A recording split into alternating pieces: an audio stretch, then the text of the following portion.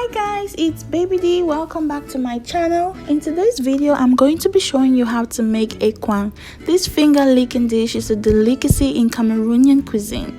I don't know anybody who doesn't love Ekwang. Cameroonians and non-Cameroonians always ask for more. Yes, it's that good. If you want to know how to make this soupy, sumptuous meal, then keep watching. Don't forget to click the subscribe button and turn on the notification bell. That way you get notified every time I upload a new video, which is every Sunday. So without much ado, let's get started. Let me introduce you to the ingredients. For this recipe, you're going to be needing some white cocoyam, some bundles of turnip green, some beef. You can use whatever you like: fish, meat, beef, some ground country onions, white onions, mashed crayfish, some scotch bonnet peppers, some sliced onions, a teeny bit of ginger, some palm oil, and there you have it, guys. So the first thing you want to do is to peel your cocoyams. You want to make sure that you have white cocoyams. I think it's called macabo coco, and this is the kind of cocoyam that you want to use for Ekwang because it's the softer cocoyam. The red ones are better for things like coco Bible. So you want to make sure you have these longish cocoyams. And for this recipe, I don't have cocoyam leaves available. Usually you have to use red cocoyam leaves, but I don't have that available because they're not available here. So I'm using turnip greens. They turn out good and it tastes just as good. So you want to clean up your cocoyams and you're going to wash them thoroughly and leave them in water so that they don't turn a different color while you're preparing the other ingredients. So this is what they should look like by the time you're done cleaning them. The next thing you want to do is to wash your turnip greens thoroughly. I have a modern method of doing it. I prefer to cut it like this, so I'm sure that all the leaves have the same shape. My mom does it with her fingers. I've never really known how to do that, but this works just as well. So you want to cut the leaves into kind of symmetric shapes that will make it so easy for you to tie them up, and make sure they are very clean. I washed mine for a long while. And so the first method is to grate. The grating is the first and the traditional method. If you have a grater, you just want to grate like so until you're done and it's very smooth, and it works just fine. But the second method, which I prefer, is using my juicer. So you put in the juicer, and this doesn't add any water or anything. I actually think the texture is way better with the juicer than with the grater. I don't know. Let me know in the comments if you ever tried to use a juicer for your Ekwang. This is a new and modern method. It makes everything so much easier. So you cut the cocoyams that are too big into smaller chunks and you grind just like I'm showing in the video. And as you can see, the paste is really smooth. It's really nice, and I just love the consistency. It's so smooth, and in less than 3 minutes I'm done. So you want to give this a really nice stir. You add in some salt and you stir it graciously, and you start with the wrapping.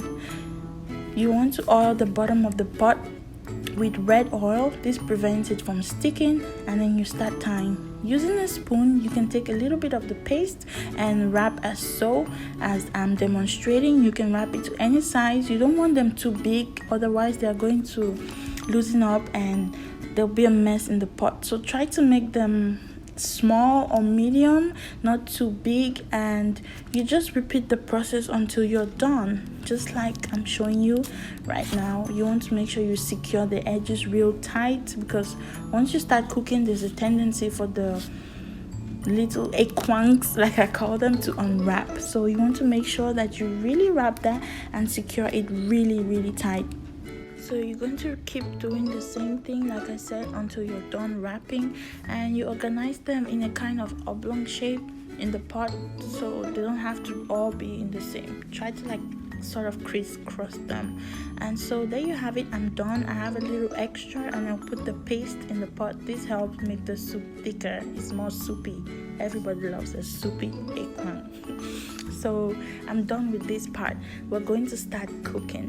The first thing is to add boiling water to the pot. This speeds up the cooking process.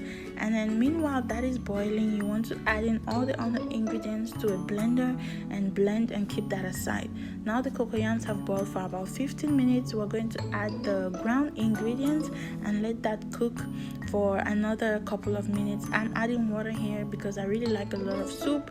My meat is soft, so I'm adding it now. It's very soft, like it takes just a couple of minutes to get tender.